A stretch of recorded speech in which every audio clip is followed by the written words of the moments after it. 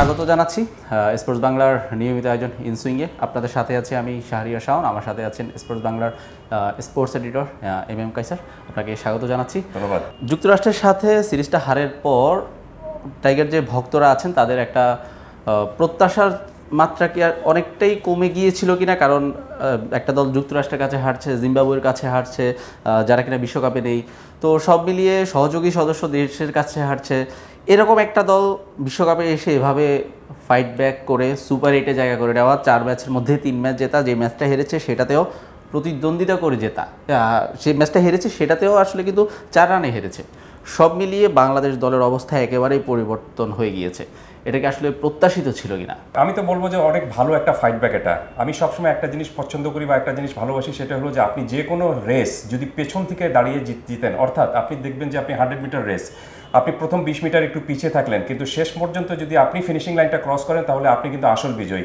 সেক্ষেত্রে আমি বলবো যে বাংলাদেশ দল এই বিশ্বকাপে শুরু হওয়ার আগে যে ধরনের একটা সেটব্যাকে পড়েছিল, জিম্বাবুয়ের সাথে আমরা সিরিজ জিতেছিলাম দেশের মাটিতে, কিন্তু তারপরে একটা ম্যাচ আমরা হেরেও ছিলাম সেখানে। কিন্তু তারপরে আবার যখন আমরা যুক্তরাষ্ট্রে গেলাম, সেখানে যুক্তরাষ্ট্রে যে দ্বিপাক্ষিক সিরিজ খেললাম, সেই কন্ডিশনের সাথে আমরা শুরুতে অ্যাডাপ্টেড হতে পারিনি এবং যুক্তরাষ্ট্র আমাদেরকে হারিয়ে দিল। আমরা 2-1-এ সেই সিরিজটা হারলাম। সেখান থেকে এক ধরনের ধাক্কাটা ছিল যে বিশ্বকাপের মূল মঞ্চে বাংলাদেশ কেমন করবে, যেখানে সহযোগী যুক্তরাষ্ট্রের বিরুদ্ধে আমরা পারছি না, সেখানে আপনি বিশ্বকাপের আসরে এত বড় বড় দলগুলো বা এত র্যাঙ্কিংয়ের শীর্ষে থাকা দলগুলোর বিরুদ্ধে কেমন পারফরমেন্স করবেন। তো সেই অর্থে আমি বলবো যে বাংলাদেশ বিশ্বকাপের বিশ্বমঞ্চে আসল জায়গায় ভালো পারফরমেন্স করেছে। সবচেয়ে বড় বিষয়টা ছিল যে বাংলাদেশ যে প্ল্যান করে নিয়ে গিয়েছিল যে এই প্ল্যান আমাদেরকে করতে হবে, সেই প্ল্যানে তারা কিন্তু 100% এক অর্থে সফল হয়েছে। কিভাবে? বাংলাদেশ দল বিশ্বকাপে রওনা হওয়ার আগে কিন্তু এখানে যে প্রেস কনফারেন্স করেছিল, সেই প্রেস কনফারেন্স আমি নিজেই ছিলাম সেখানে। অধিনায়ক, তারপরে আপনার প্রধান নির্বাচক যারা ছিলেন, তারা সব বাস্তবতাটা মেনে নিয়ে তারা বলেছিলেন যে তারা এই বিশ্বকাপে যে তাদের যে 4টি দল রয়েছে, সেই 4টি গ্রুপ পর্যায়ে যে 4টা ম্যাচ রয়েছে, সেই 4টা ম্যাচের মধ্যে 3টি ম্যাচ তারা অন্তত জিততে চান। তো 3টা ম্যাচ কাদের বিরুদ্ধে জিতবেন সেই পরিকল্পনাটা তারা করে নিয়ে গিয়েছিলেন এবং সেই পরিকল্পনায় বাংলাদেশ কিন্তু 100% সফল হয়েছে এক অর্থে বলতে গেলে। এটা সফল হওয়ার অন্যতম কারণটা হলো যে প্রথম ম্যাচটা আমরা শ্রীলঙ্কার সাথে প্রথম ম্যাচটা যে কায়দায় জিতেছি, এবং সেটাই কিন্তু বলা যেতে পারে যে গ্রুপে আমাদের অন্যতম প্রতিপক্ষ ছিল সুপার 8-এ যাওয়ার পথে। তো সেই বাধাটা যখন আমরা প্রথম ম্যাচে টপকাতে পেরেছি, তখন এক ধরনের আত্মবিশ্বাস পুরো দলটার মধ্যে চলে এসেছে। এবং তারপরে সাউথ আফ্রিকার সাথে যে আমরা যে ম্যাচটা জিতেছি, যেটি একটু আগে আপনি বললেন যে সেই ম্যাচটা এক অর্থে কিন্তু আমরা জিততে জিততে হেরে গিয়েছি। ম্যাক্সিমাম সময় সেই ম্যাচের নিয়ন্ত্রণটা বাংলাদেশ দলের হাতে ছিল, ইভেন শেষ হওয়ার পর্যন্ত কিন্তু নিয়ন্ত্রণটা হাতে ছিল। 6 বলে 11 রান দরকার, আপনি একজন লেফট আর্ম স্পিনার বল করছেন, ডানহাতি ব্যাটার রয়েছেন, দুজনই সেট ব্যাটার রয়েছেন, এবং you got a juicy full toss ball. সব কিছুই ছিল বাংলাদেশ দলের জন্য, মানে এক অর্থে বলা যেতে পারে যে বাংলাদেশ দলের পক্ষে। সেই ম্যাচটা আমরা কিন্তু হেরে গেলাম 4 রানে। সেখান থেকে বাংলাদেশ দল সেই ম্যাচটা হারলেও এক ধরনের আত্মবিশ্বাস পেয়েছে যে আপনি সাউথ আফ্রিকার মতো এত শক্তিশালী একটা দলকে, যাদেরকে বলা হয়ে থাকে যে টি20তে সবচেয়ে ভারসাম্য থাকা দল, কিন্তু তারা batting, bowling, fielding everything is right দেয়ার।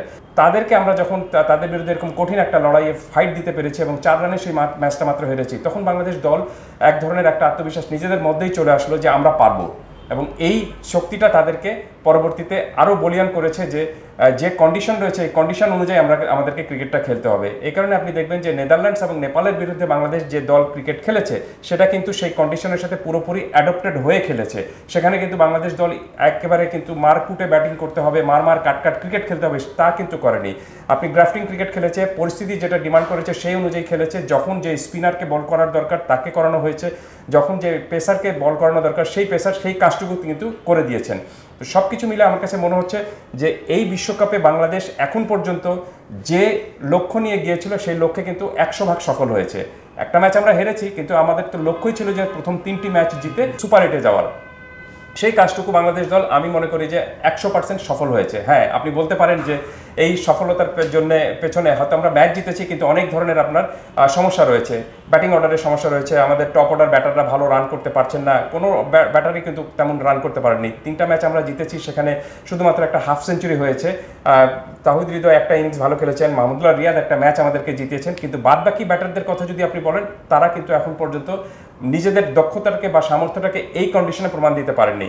সেটার জন্য তো সুপার 8 রয়েছে। সো আপনি 100% সফল হয়ে যখন সুপার 8-এ আসছেন, আপনার লক্ষ্য সফলের কথা আমি বলছি, 100% লক্ষ্য সফল করে যখন আপনি সুপার 8-এ আসছেন, সো সুপার এইটে আসার পরে আপনার লক্ষ্যটা একটু বদলে যাবে। সো আমার কাছে মনে হচ্ছে যে সুপার এইটে বাংলাদেশ যে 3টি দলের বিরুদ্ধে খেলবে, অস্ট্রেলিয়া, ভারত এবং আফগানিস্তান, যদি আপনি গ্রুপ পর্যায়ের সঙ্গে চিন্তা করেন, এদের সঙ্গে কিন্তু শক্তি অনেক বেশি, এই দলগুলোর শক্তিমত্তা অনেক বেশি, এই দলগুলোর লক্ষ্য অনেক বেশি, এই দলগুলোর এই বিশ্বকাপে বড় দল হিসেবে যাদেরকে কাউন্ট করা হয়েছে তার মধ্যে ভারত এবং অস্ট্রেলিয়া তো নিশ্চয়ই, তারা শিরোপার কন্টেন্ডার, কোনো সন্দেহ নেই। এখন আপনি জিজ্ঞেস করতে পারেন বা হয়তো বলতে পারেন যে বাংলাদেশ দল এখানে এই শক্তিশালী দলের বিরুদ্ধে কিভাবে করবে। আমার কথা হলো যে সহজ বিষয়, আপনি প্রথম পর্বে যে ফর্মুলা নিয়ে বাংলাদেশ এগিয়েছিল, এই সুপার এইটেও কিন্তু একই ফর্মুলা নিয়ে যদি বাংলাদেশ এগোয়, তাহলে আমার কাছে মনে হচ্ছে যে বাংলাদেশ সফল হবে। ফর্মুলাটা কি? ফর্মুলাটা হলো যে আপনি প্রথম পর্বে বাংলাদেশ প্ল্যান করেছিল প্রথম ম্যাচে আমাদেরকে জিততে হবে। প্রথম ম্যাচে শ্রীলঙ্কার বিরুদ্ধে বাংলাদেশ জেতার ফলে যেটা হয়েছে যে বাংলাদেশ দল +70% আপনার এই বিশ্বকাপের সুপার এইটে খেলার সম্ভাবনাটুকু উজ্জ্বল করতে পেরেছিল। ঠিক একই রকমভাবে অস্ট্রেলিয়ার সাথে সুপার এইটে বাংলাদেশের যে প্রথম ম্যাচ, সেই ম্যাচটা যদি বাংলাদেশ জিততে পারে, আমি আপনাকে নিশ্চয়তা দিতে পারি যে বাংলাদেশ দল সেমিফাইনালে খেলার পথে সেই 70% +70% এগিয়ে যাবে। আত্মবিশ্বাসের কথা যখন আসলো, সেখানে দল এখন অফ ফর্মে ছিল, সেখান থেকে দল যেভাবে কামব্যাক করেছে, আত্মবিশ্বাস বাড়াটাই স্বাভাবিক। কিন্তু আজকের যে প্রেস কনফারেন্সটা হলো, সেখানে হেড কোচ চান্ডিকা হাথুরুসিংহে বললেন যে আমরা যদি সুপার এইটে একটা ম্যাচও জিতি, সেক্ষেত্রে সেটা হবে বোনাস। এখন আমার কাছে যেটা, আপনার কাছে আমার যে প্রশ্নটা থাকবে সেটা হচ্ছে, এটা দিয়ে আসলে তিনি কি বোঝাতে চেয়েছেন যে দলের প্লেয়ারদের যে মাইন্ডসেটে, যে মানসিকভাবে যে তারা যেন কোনোভাবে ফ্রি থাকতে পারে, সেই জন্য কি এটা বলা, নাকি আসলেই তিনি আমাদের বাস্তবতা বা আমাদের টি-20-র বাস্তবতা অনুযায়ী তিনি আসলে তৃপ্তির সুর তার গলায়? না, আমার কাছে মনে হচ্ছে না যে তৃপ্তির সুর তার গলায়, বরঞ্চ তার এই যে তিনি যে কথাটি বলেছেন সেটা দিয়ে তিনি দলের উপর থেকে যে একটা বাড়তি প্রেশার অফ করার একটা চিন্তা ভাবনা করেছেন তিনি, এবং ভেরি গুড যে জিনিস আমি মনে করি এটা। কারণটা হলো যে যখনই আপনি বেশি প্রত্যাশা করবেন কোনো একটা দলকে নিয়ে, যে দলকে নিয়ে আপনি এর আগে তেমন প্রত্যাশা ছিল না, বাংলাদেশ দল কিন্তু বিশ্বকাপের এই টি-20 বিশ্বকাপের আসরে এটাই বাংলাদেশ দলের সবচেয়ে বড় সাফল্য। কোনো এর আগে কোনো একটা সিঙ্গেল বিশ্বকাপে কিন্তু টানা 3টি ম্যাচ জেতেনি, বা 3টি ম্যাচও জেতেনি, 2টি ম্যাচ আমরা জিতেছিলাম। তো এবার 3টি ম্যাচ আমরা জিতেছি, তাও টানা 3টি ম্যাচ জিতেছি। অতএব এই দলটাকে ঘিরে যেন আরও বেশি প্রত্যাশা না ছড়িয়ে যায়, এবং সেই প্রত্যাশায় আপনি পুরো দলটার মধ্যে চাপে পড়ে চিড়ে চাপটা তারা না হয়ে পড়ে, সেই কারণে এই প্রেশারটা অফ করার জন্য তিনি এই কথাটি বলেছেন যে পুরো দলটাকে যেন বাংলাদেশ দল এখন যে 3টি ম্যাচ রয়েছে সুপার এইটে, সেই 3টি ম্যাচের কোনো ম্যাচ জিততে পারলে সেটা দলের জন্য একটা বোনাস হবে। এর অর্থটা হলো যে পুরো দলটাকে তিনি একটা বার্তা দিয়েছেন, ক্লিয়ার কাট একটা মেসেজ দিয়েছেন যে go and play freely. Freely বলতে গিয়ে তিনি বোঝাতে চেয়েছেন যে মুক্ত মনে হয়ে খেলো, কোনো ধরনের চাপ নেওয়ার দরকার নেই, জাস্ট প্লে দ্য গেম এবং এটা উপভোগ করো। এবং আপনি যখনই কোনো কাজ, পৃথিবীর যে কোনো কাজ, সেটা যতই কঠিন কাজ হোক না কেন, সেটা যদি আপনি উপভোগের মন্ত্রে সেটা করতে পারেন, অথবা যদি সেই কাজ থেকে আনন্দটুকু পান, তখন দেখবেন যে সেই কঠিন কাজটুকু করার জন্য আপনার কিন্তু সব শেষ পর্যন্ত একটা তাগিদটুকু চলে আসে।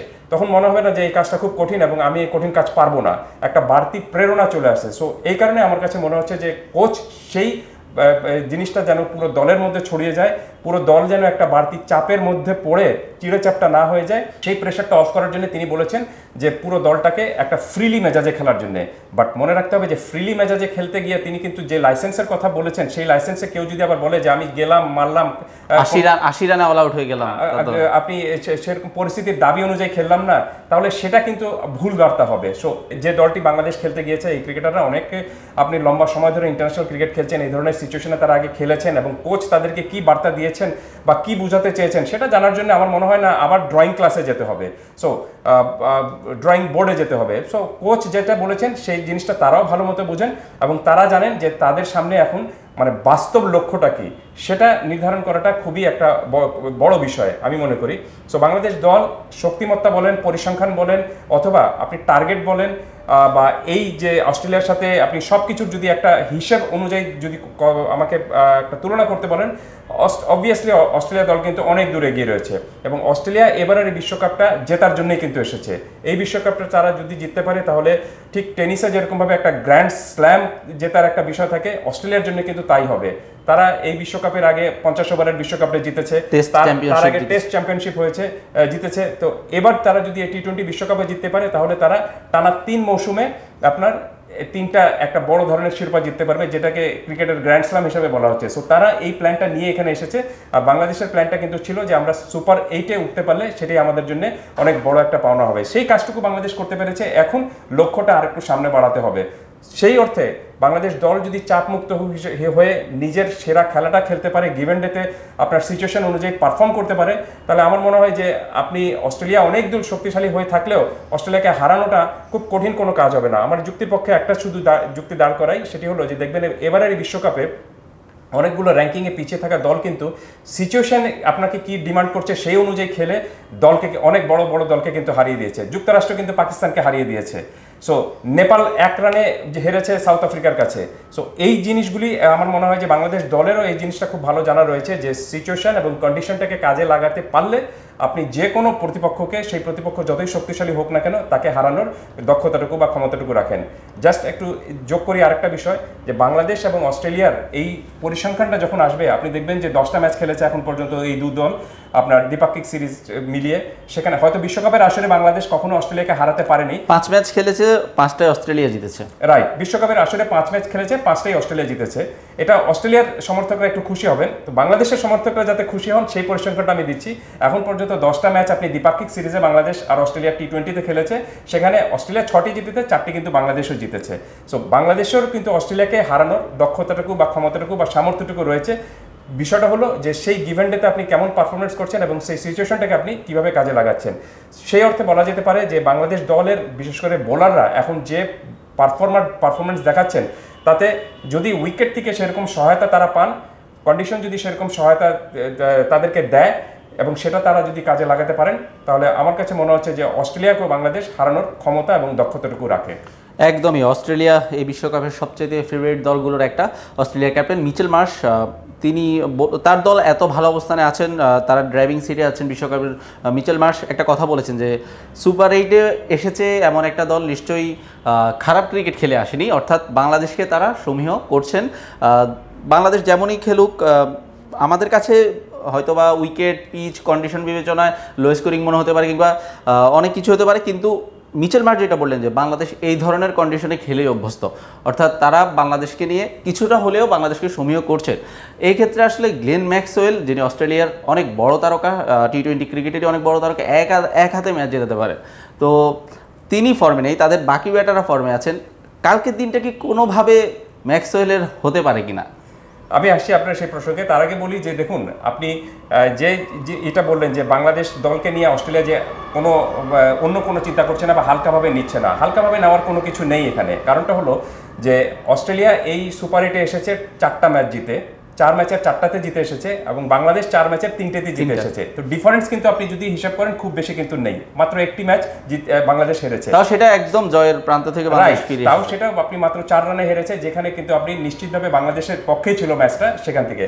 তারপরেও আপনি স্কোর কার্ডে তো বা স্কোর বোর্ডে বা ম্যাচের পরিসংখ্যানে তো তাই লেখা রয়েছে যে বাংলাদেশ এই ম্যাচটা 4 রানে হেরেছে, কিন্তু ওভারঅল বাংলাদেশ এখন পর্যন্ত যে ক্রিকেট খেলেছে এখানে, তাতে নিশ্চিতভাবে বলা যেতে পারে যে যদি কন্ডিশনটাকে আপনি ঠিকমতো ইউজ করতে পারেন এবং উইকেট থেকে যদি একটু সহায়তা পাওয়া যায়, তাহলে সেদিন কিন্তু বাংলাদেশ যে কোনো প্রতিপক্ষের বিরুদ্ধে আপনি খুব চ্যালেঞ্জিং একটা দল হতে পারে। সেই জিনিসটাও কিন্তু অস্ট্রেলিয়া মনে রেখেছে বলেই কিন্তু বাংলাদেশকে নিয়ে অস্ট্রেলিয়া সেরকমভাবে একেবারে বলে দেয়নি যে আমরা হেসে খেলে অস্ট্রেলিয়া বাংলাদেশকে উড়িয়ে দিব, সেরকম কিছু না বলে তারা কিন্তু একটা সমীহ করেই কথাটাকে বলেছে।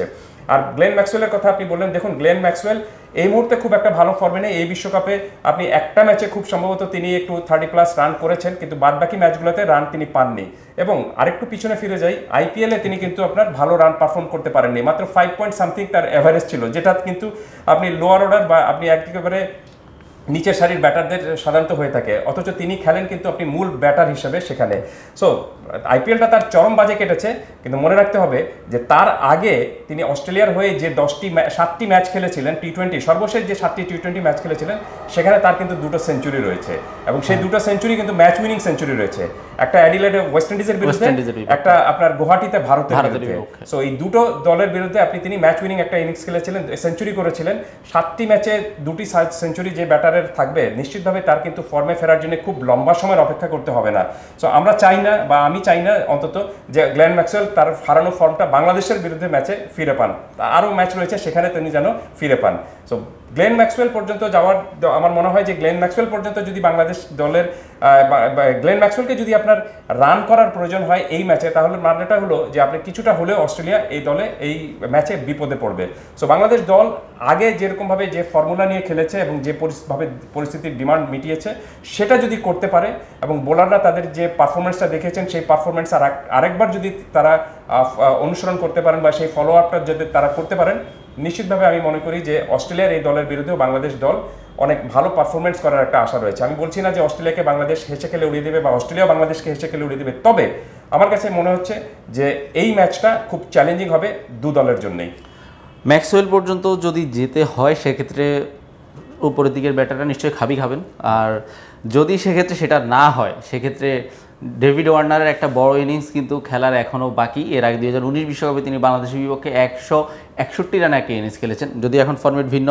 তো বাংলাদেশের বিপক্ষে ওয়ার্নার যদি ওইরকম একটা ইনিংস খেলেন সেক্ষেত্রে এই বিশ্বকাপে কিন্তু তিনি আহামরি ভালো করছেন না, সেক্ষেত্রে একটা ইনিংস কি এখনও বাকি কিনা ওয়ার্নারের, সেটা কি বাংলাদেশি হতে পারে কিনা? ওয়ার্নার কিন্তু আপনি ক্যারিয়ারের শেষ পর্যায়ে চলে এসেছেন এবং তিনি জানেন যে এটি তার শেষ বিশ্বকাপ। সেই বিশ্বকাপে এখন পর্যন্ত তিনি ভালো পারফর্ম করতে পারেননি, একটা হাফ সেঞ্চুরি করেছেন এবং ওমানের বিপক্ষে করেছেন। ওমান দুর্বল দল এবং অস্ট্রেলিয়ার সবচেয়ে বড় সমস্যাটা হলো যে অস্ট্রেলিয়া এখন পর্যন্ত গ্রুপ পর্যায়ে যে কয়টা ম্যাচ খেলেছে সেখানে শুধুমাত্র আপনার শক্তিশালী প্রতিপক্ষ যদি আপনি বলেন তাহলে কিন্তু ইংল্যান্ডের বিরুদ্ধে ম্যাচটা তারা জিতেছে। স্কটল্যান্ডকে আপনি তেমন বড় কোনো শক্তিশালী দল হিসেবে বলতে পারেন না, তারপরে স্কটল্যান্ডের সাথে যারা যে পর্যায়ে বা যে স্টাইলে ম্যাচটা জিতেছে সেটা অনেক গুরুত্বপূর্ণ বিষয়। যে আপনি 185 রান করে ফেলেছিল স্কটল্যান্ড, সেই ম্যাচটা তারা কিন্তু স্টয়নিস এবং শেষের দিকে আপনার সেখানে দুর্দান্ত রান করেছিলেন এবং স্টয়নিস এবং টিম ডেভিড এই দুজনে মিলে ম্যাচটা এক অর্থে কিন্তু অস্ট্রেলিয়া বিপদে পড়েছিল। সেই বিপদের গর্ত থেকে অস্ট্রেলিয়াকে এই দুই ব্যাটার টেনে তুলেছেন, সেটাই একটা বিষয় রয়েছিল। কিন্তু তারপরে আপনি গ্রুপে অন্যান্য ম্যাচ যারা ছিল ওমান এবং নামিবিয়ার সাথে ম্যাচে তারা জিতে এসেছে, এই দলগুলোর সাথে জিতে আপনি বড় কোনো ধরনের সুখ অনুভব করবেন না। সো বলা যেতে পারে যে অস্ট্রেলিয়ার এখন পর্যন্ত রিয়েল চ্যালেঞ্জটা কিন্তু হয়নি। ইংল্যান্ডের সাথে ম্যাচটা প্রায় তারা 200 রান করেছিল এবং সেখানে ইংল্যান্ড 165 রান করেছিল, ম্যাচটা তেমন জমেনি আর কি। সো তাদের জন্য বড় একটা চ্যালেঞ্জ হতে পারে বাংলাদেশ নিজেই, বাংলাদেশ দলটা। এর কারণটা হলো যে কোচ যেভাবে বলছেন যে বিশ্বকাপ থেকে বাংলাদেশ দলের এখন বড় কোনো কিছু পাওয়ার নেই, যা পাবে সেটাই বোনাস। সো অস্ট্রেলিয়াকে হারাতে পারলে সেটা তো অনেক বড় বোনাস একটা হবে। সো বাংলাদেশ দল যদি তাদের ফ্রিলি ক্রিকেট খেলে এবং তাদের মন মানসিকতা নিয়ে সেরকমভাবে খেলে যে সামনে যে প্রতিপক্ষ আসুক না কেন আমরা আমাদের ক্রিকেট খেলবো এবং আমরা আমাদের সেরা পারফরমেন্সটা করতে চাই। আরেকটা আপনি যেটা বললেন যে ওয়ার্নার এবং গ্লেন ম্যাক্সওয়েল ফর্মে নেই, ঠিক একই রকমভাবে বাংলাদেশ দলের টপ অর্ডার ব্যাটাররাও কিন্তু দলে নেই। সো আমি তো চাইবো যে এই ম্যাচে বাংলাদেশের টপ অর্ডার ব্যাটাররা যেন তাদের সেই মানে সব হারানো ফর্মটা খুঁজে পেয়ে এখানে যেন তারা একটা দুর্দান্ত ফর্মে ফিরে আসতে পারেন। লিটন দাস যদি একটা আপনি 200 স্ট্রাইক রেটে একটা ইনিংস আমাদেরকে উপহার দিতে পারেন, অথবা উপরের দিকে যদি তামিম রয়েছেন তানজিদ তামিম, তিনি যদি একটা ভালো ইনিংস খেলতে পারেন, কয়েকটা ইনিংস তার শুরুটা ভালো হয়েছে কিন্তু শুধুমাত্র শুরুটা ভালো করলে হবে না, আপনাকে ইনিংসটা কিন্তু লম্বা করতে হবে, একদম 17-18 ওভার পর্যন্ত শেষ করতে হবে। এই কারণে টপ অর্ডার ব্যাটারদের জন্য সবচেয়ে গুরুত্বপূর্ণ বিষয়টা হলো when you start you have to finish it. আপনি যদি ফিনিশ করতে না পারেন তাহলে অন্তত দলটাকে এমন পর্যায়ে নিয়ে যাবেন যাতে পরের ব্যাটাররা যারা আসবেন তাদেরকে যেন আর ইনিংস বিল্ড আপের দায়িত্ব না নিতে হয়, তারা যেন এসে আরও 200 স্ট্রাইক রেটে রান করতে পারেন। সেক্ষেত্রে আপনি দেখবেন যে স্কোরবোর্ডে একটা বড় সঞ্চয় জমা হবে।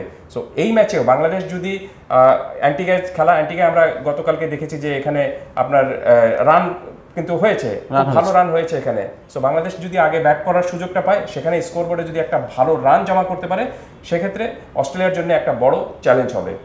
হাতুড়ে সিংয়ে বললেন যে বাংলাদেশ যদি একটা ম্যাচও জিতে সেটা হবে সুপার এইটে বাংলাদেশ কোনো ম্যাচ জিতে সেটা হবে বোনাস।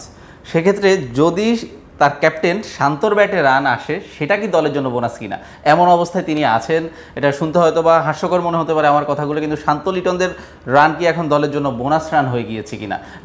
ম্যাচগুলো আপনি যদি দেখেন বোলাররাই টানছেন, তানজিম সাকিব, তাসকিন আহমেদ, মুস্তাফিজুর রহমান, রিশাদ, এরা টানছেন এক প্রকার দলটাকে। এই যার কারণে হজবরল অবস্থায় থাকা ব্যাটিং লাইন আপের অবস্থাটা কিন্তু একটা মাত্র 50, সেটা তাও সাকিব আল হাসানের। তো সব মিলিয়ে ব্যাটারদের খুবই ভয়াবহ অবস্থা। তো ব্যাটারদের রান করাটা কি এখন দলের জন্য বোনাস হয়ে গেল কিনা? আমি কোনো অজুহাত দাঁড় করাচ্ছি না যে উইকেট আপনি যে পরিস্থিতি ছিল সেটাকে কেন্দ্র করে যদি বলেন যে ব্যাটাররা এখানে রান পাচ্ছেন না উইকেটের কারণে, সেটাও একটা বিষয় ছিল অবশ্যই। কারণটা হলো যে শুধু বাংলাদেশ দলের টপ অর্ডার না, আপনি যদি লক্ষ্য করে থাকেন অন্যান্য দলের টপ অর্ডাররাও কিন্তু ভালো রান পাচ্ছেন না। বিরাট কোহলি কিন্তু রান পাননি এখন পর্যন্ত, কিন্তু সেটা কোনো অজুহাত না। বাংলাদেশ দলের যে টপ অর্ডার ব্যাটার যারা রয়েছেন তাদেরকেও কিন্তু রানে ফিরতে হবে, কারণ উপরের দিকে বিশেষ করে টপ অর্ডার ব্যাটাররা রান করলে আপনি দেখবেন যে পুরো ডাগ আউটে পুরো দলের মধ্যে এক ধরনের বাড়তি আত্মবিশ্বাস চলে আসে এবং পরের দিকের ব্যাটিং যে যারা নামেন তাদের কাজটুকু কিন্তু সহজ হয়ে যায় এবং তারা তখন আরও বেশি শক্তি পান। সো সেই কাজটুকু আমার মনে হয় যে এখন পর্যন্ত বাংলাদেশ যে কটা ম্যাচ জিতেছে সেই স্বস্তিটা কিন্তু আপনার মিডল অর্ডার ব্যাটারদেরকে টপ অর্ডাররা দিতে পারেননি। সেই কাজটুকু করার জন্য তারা এই ম্যাচটাকে বেছে নিতে পারেন।